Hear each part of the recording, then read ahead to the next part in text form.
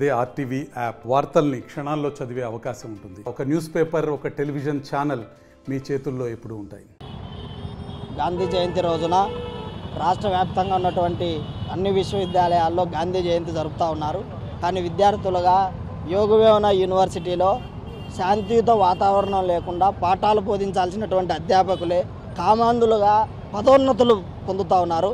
కాబట్టి యోగవేమన యూనివర్సిటీలో incharge vice ఛాన్సలర్గా Krishna Reddy నియామకమే పెద్ద ప్రభుత్వ చారిత్రక తప్పిదమని చెప్పి అఖిల భారత విద్యార్థి సమాఖ్య చెబుతా ఉన్నది.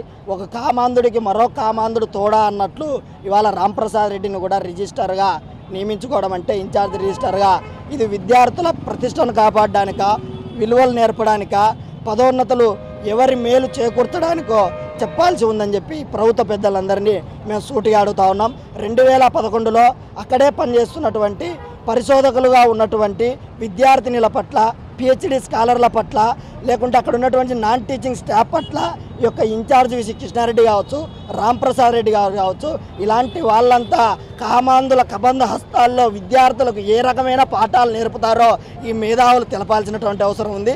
మరి వాళ్ళ ప్రభుత్వం కొత్తగా వచ్చింది, 100 రోజులు సంబరాలు జరుపుకుంటా ఉన్నారు. మరి యోగవేమన యూనివర్సిటీలో పనిగట్టుకునే యోగవేమన యూనివర్సిటీ ప్రతిష్టను దిగజార్చడానికి వాళ్ళ పాలక ప్రభుత్వాలు ఈ కామాంధులకు పదోన్నతులు కల్పిస్తున్నారని చెప్పి సూటిగా ప్రశ్నిస్తూ ఉన్నాం. కాబట్టి ఈ యొక్క రాంప్రసాద్ రెడ్డి నియామకాన్ని వెనక్కి తీసుకునేంత వరకు అఖిల భారత విద్యార్థి సమాఖ్య పోరాటం చేస్తుందని చెప్పి ఈ సందర్భంగా తెలియజేస్తా ఉన్నాం.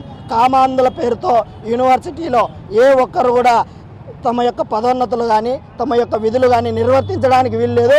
ఆ వైపుగా విద్యార్థుల పట్ల ఎంతవరకైనా ఆల్ ఇండియా స్టూడెంట్ ఫెడరేషన్ నిలబడి పోరాటం చేస్తుందని చెప్పి ఈ సందర్భంగా తెలియజేస్తా ఉన్నాం. మరిన్ని వీడియోస్ కోసం ఛానల్ ని సబ్స్క్రైబ్ చేయండి. లేటెస్ట్ అప్డేట్స్ కోసం వాట్సాప్ ఛానల్ ని ఫాలో చేయండి. అండ్ లింక్ డిస్క్రిప్షన్ లో ఉంది.